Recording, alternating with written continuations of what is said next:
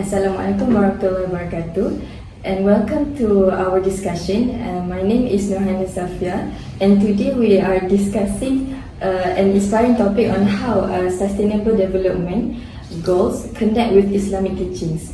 And specifically, we will discuss on SDG 1, no poverty, SDG 2, zero hunger, SDG 3, good health and well-being, and SDG 4, quality education.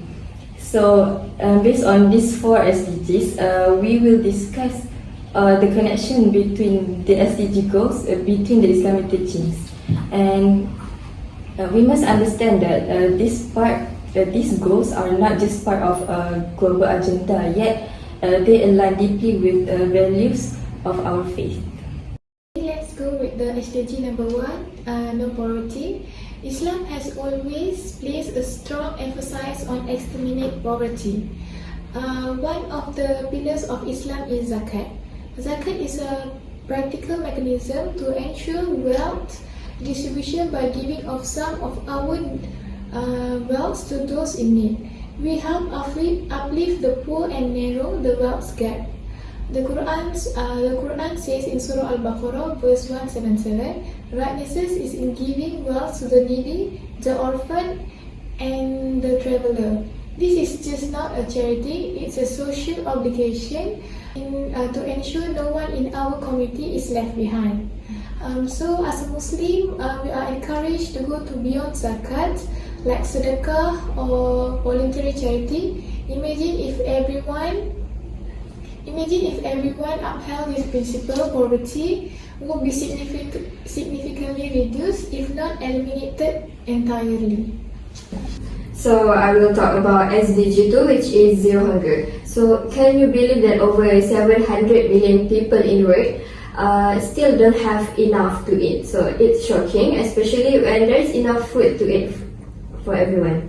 So in Islam, we have powerful tools to fight hunger, like zakat and sedekah. As everyone knows, zakat isn't just charity; it's a system to redistribute wealth. So ensuring the poor get what they need. So imagine if every eligible person paid zakat properly. So many families could be saved from hunger, right? So as a good example is how some organizations use zakat to fund sustainable farming projects, or to provide food directly to those in crisis. So like in Yemen, this initiative don't just feed people temporarily, they create long-term solutions. So in Islamic finance also promotes fairness and sharing resources, so which aligns perfectly with the goal of zero hunger. So together through these principles, we can make a real difference. So let's start small and work for a big impact. Okay, let us continue with SDG 3, good health and well-being. And guess what? Islam has a lot to say about this, so let us dive in. Whenever you hear about good health, what comes into your mind? Feel good, energetic, mind is clear or not sick. Yes, all of that was true. Basically, good health is a state of being free from major health problems and feeling good physically and mentally. Islam teaches us that taking care of our health is not just a good idea, but it is also a part of our faith. The Prophet Muhammad SAW said there are 2 blessings that many people lose: health and free time.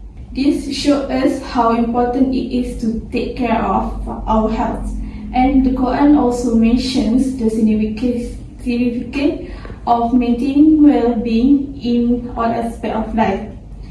In Surah Al-Baqarah verses 195, and do not throw yourself into distraction. As Muslim, contributing into global health initiative isn't just a moral obligation. It's an act of worship, whether it's supporting healthcare access in communities, volunteering for medical missions, or simply raising awareness about mental health issues. Finally, let's talk about SDG 4, quality education. Education is not only a right in Islam, it is an obligation. The first revelation of the Quran begins with the words Iqra, which means read. These highlight the importance of knowledge for spiritual and worldly growth. Prophet Muhammad said, seeking knowledge is an obligation upon every Muslim. This applies to both men and women, which emphasize the universal value of education.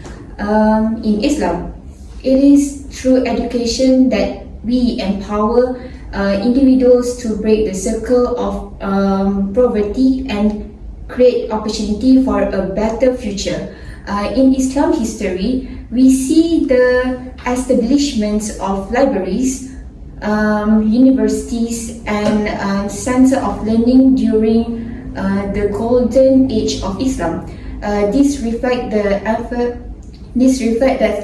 emphasis on accessible and quality education for all, something we need to revive today.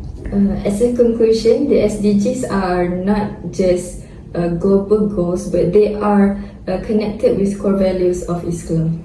So, from eliminating poverty and hunger to promoting health and education, these goals actually align with our duties as Muslims and Khalifa.